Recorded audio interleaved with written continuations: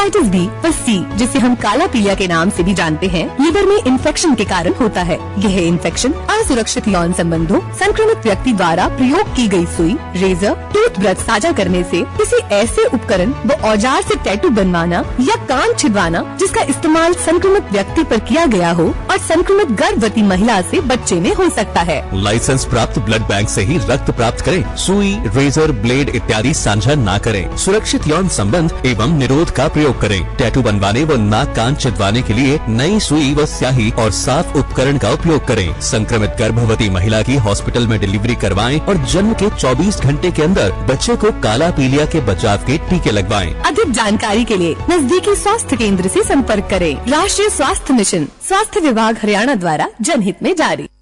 नमस्कार, आकाशवाणी चंडीगढ़ से प्रादेशिक समाचारों के साथ मैं पंकज धीमान। गृह मंत्री अमित शाह ने इन आरोपों को खारिज कर दिया है कि एक राष्ट्र एक चुनाव विधेयक संघवाद के सिद्धांतों को कमजोर करता है। नई दिल्ली में निजी टीवी चैनल द्वारा आयोजित एक कार्यक्रम में उन्होंने कहा कि लोकसभा और विधानसभा चुनाव एक साथ होना कोई नई बात नहीं है।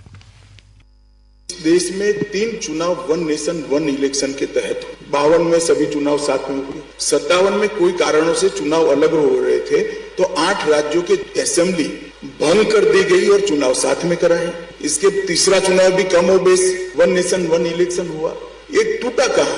टूटा वहाँ कि जब जवाहरलाल नेहरू ने केरल में एक सरकार तोड़ दी, कम्युनिस्ट पार्टी की नामुद्रीपात की सरकार थी, उसको तोड़ दिया, और फिर इंदिरा गांधी जी ने तो सरकार तोड़ने के सारे रिकॉर्ड तोड़ दिए। तो मिड टर्म इलेक्शन शुरू हुए और 71 में चुनाव जीतने के लिए लोकसभा का भी विसर्जन समय से पहले हो गया। वहां से मिसमैच हुआ है। श्री अमित शाह ने 2014 और 2019 में ओडिशा में एक साथ हुए विधानसभा और लोकसभा चुनाव का उदाहरण देते हुए कहा, 14 में भी मोदी जी थे, उड़ीसा में चुनाव एक साथ हुआ, असेंबली में हम हार गए थे। 19 में भी मोदी जी थे, वहां एक साथ चुनाव हुआ, हम हार गए थे।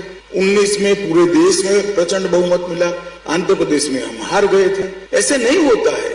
अब जनता को क्या समझते हैं? जनता निर्णय करने की क्षमता सबसे ज्यादा अगर किसी में दुनिया भर की जनता में है तो भारत की जनता में है। वो अच्छे से निर्णय कर, इस पर भरोसा करना चाहिए। हरियाणा के शिक्षा मंत्री महिपाल ढांडा ने कहा कि 2025 तक हरियाणा में नई शिक्षा नीति 2020 को पूरी तरह लागू कर दिया जाएगा। उन्होंने आज करनाल के घरोंडा कस्बे में आम जनता के साथ सीधा संवाद किया। मीडिया से बातचीत में उन्होंने कहा कि आज प्रौद्योगिकी का युग है, इसलिए शिक्षा के क्षेत्र में प्रौद्योगिकी का उपयोग किया जाएगा। श्री महिपाल ढांडा ने कहा कि सरकार का प्रयास है कि आने वाले समय में शिक्षा रोजगार मुखी हो। उन्होंने कहा कि अधिकारियों को प्रदेश में सरकारी स्कूलों की संख्या बढ़ाने के निर्देश दिए गए हैं। शिक्षा मंत्री ने कहा कि सरकारी स्कूलों में जो शिक्षक हैं वह बहुत पढ़े लिखे हैं। उन्होंने कहा कि सरकारी स्कूल में पढ़ने वाले बच्चे को हीन दृष्टि से देखने की सोच को बदलना होगा। हरियाणा भ्रष्टाचार रोधी ब्यूरो ने हरियाणा महिला आयोग की उपाध्यक्ष सोनिया अग्रवाल तथा उसके चालक कुलवीर को 1 लाख रुपए की रिश्वत लेने के आरोप में गिरफ्तार किया है।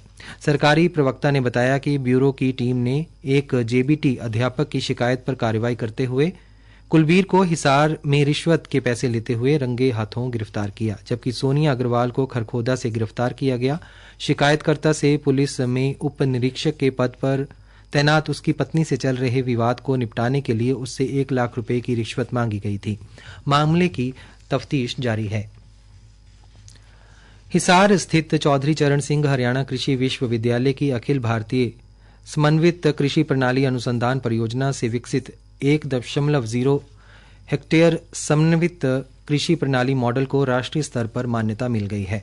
विश्वविद्यालय के कुलपति BR कंबोज ने कहा कि इस मॉडल के अंतर्गत किसान एक साथ अलग अलग फसलें, सब्जी, फल, पशुपालन, केंचुआ खाद उत्पादन, मशरूम उत्पादन, बायोगैस आदि का काम कर सकते हैं। प्रादेशिक समाचार समाप्त हुए।